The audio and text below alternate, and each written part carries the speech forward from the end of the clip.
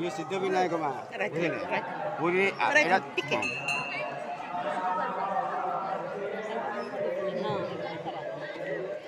देख देख देखुनि हाँ देखु करदेला ये सिद्धिविनायक भाईना रही भाईना आपण परिचय दिंतु। मोर नाँ ହେଲା ଜିତୁ ପୂଜାରୀ ପଞ୍ଚମା ଆଜ୍ଞା ଆମେ ଗଣେଶ ମନ୍ଦିର ପୂଜକ ଆଜ୍ଞା ମତେ ଟିକେ ଆପଣ ଧାରଣା ଦେବେ ଯେ ଆମେ ଆସିଛୁ ପୁରୀରୁ। ପୁରୀରୁ ଆସୁଛୁ। ଆପଣ ଜାଣିଛନ୍ତି ପୁରୀକୁ ଶଙ୍ଖ କ୍ଷେତ୍ର କହନ୍ତି ହଁ। ଏବଂ ପୁରୀର ପାଖାପାଖି ଜାଗାମାନଙ୍କ ସହିତ ସମ୍ବନ୍ଧ ବି ରହିଛି। ହଁ। ଆମେ ଯୋଉ ବାଲି ହରଚଣ୍ଡୀଙ୍କ କଥା କହୁଛୁ ବ୍ରହ୍ମପୁରର ପାଟ ଯାଇକିରି ସେଇଠି ମାଙ୍କୁ ତୁଷ୍ଟ କରିଥିଲା ଏବଂ ସେଇ ତୁଷ୍ଟି ଫଳରେ ମା ସେଠି ଆବିର୍ଭାବ ହେଇଥିଲେ ଏବଂ ପାଟ ଶାଢ଼ୀ ନେଇ ଯାଇଥିଲେ। ପୁରୀ ଗଜପତି ତାର ପଇସା ଦେଇଥିଲେ।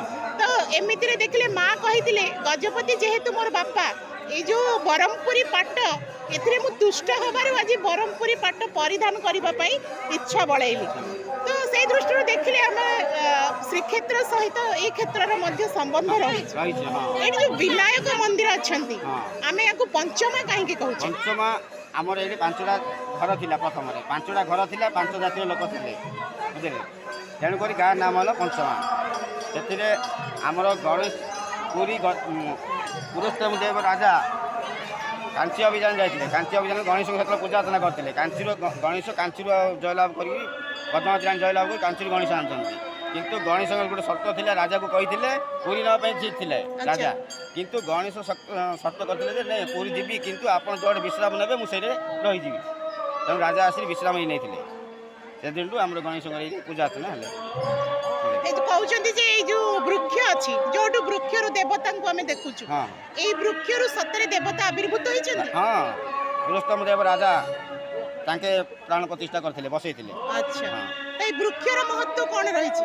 ବୃକ୍ଷର ମହତ୍ଵ ଇଏ ତ ପୁରାତନ ଆହୁରି 500-600 ବର୍ଷ ହେଲାଣି ସେ ଅଛନ୍ତି ବୃକ୍ଷର ମହତ୍ଵ ସେ ଗୋଟେ ଆଜ୍ଞା 500-600 ବର୍ଷ ହେଲାଣି ସେ ପୁରୁଣା ମନ୍ଦିର ପୁରୁଣା ବୃକ୍ଷ ଅଛି ସକାଳରୁ ରାତି ପର୍ଯ୍ୟନ୍ତ କ'ଣ କ'ଣ ନୀତି ରହିଛି ସକାଳ ପ୍ରଭୁଙ୍କର? ମାନେ ପ୍ରଥମରେ ମହାପ୍ରଭୁଙ୍କର ଶଙ୍ଖ ବାଜିଲା ପରେ ମନ୍ଦିର ଖୋଲା ହେବ ଖୋଲା ହେଲା ପରେ ଆଳତି ହେବ ମଙ୍ଗଳ ଆଳତି ହେଲା ପରେ ତାପରେ ଯାତ୍ରୀମାନଙ୍କୁ ଦର୍ଶନ ପାଇଁ ଯିବ ତାପରେ ଭୋଗ ହେବ ବାଳ ଭୋଗ ହେବ ତାପରେ 12ଟା ବେଳକୁ ଅନ୍ନ ଭୋଗ ହେବ ଅନ୍ନ ଭୋଗ ପରେ ଆଉ 4ଟା ବେଳକୁ ମହାପ୍ରଭୁ ସ୍ନାନ ହେବ ସ୍ନାନ ପରେ ଆଉଥରେ ମଙ୍ଗଳ ଆଳତି ହେବ 6ଟା ବେଳକୁ ତାପରେ 8ଟା ବେଳକୁ ମହାପ୍ରଭୁ ଆଉଥରେ ଅନ୍ନପ୍ରସାଦ ହେବ ତାପରେ ମନ୍ଦିର ପହଳ ପଡ଼ିବ ଦିନକୁ 2 ଟାଇମ୍ ଅନ୍ନପ୍ରସାଦ ହେଉଛି 2 ଟାଇମ୍ ଆଳତି 2 ଟାଇମ୍ ସ୍ନାନ ବର୍ଷ ସାରା ଏଠି ବିଶେଷ ପର୍ବ କ'ଣ ଥାଏ?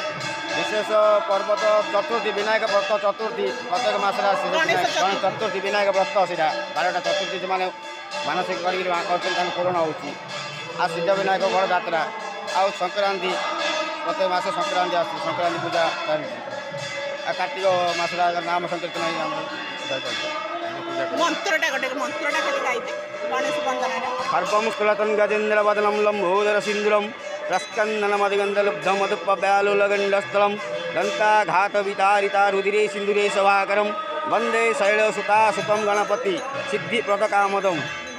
ଗୋଟେ ଫଟୋ ନେଇଯାଅ।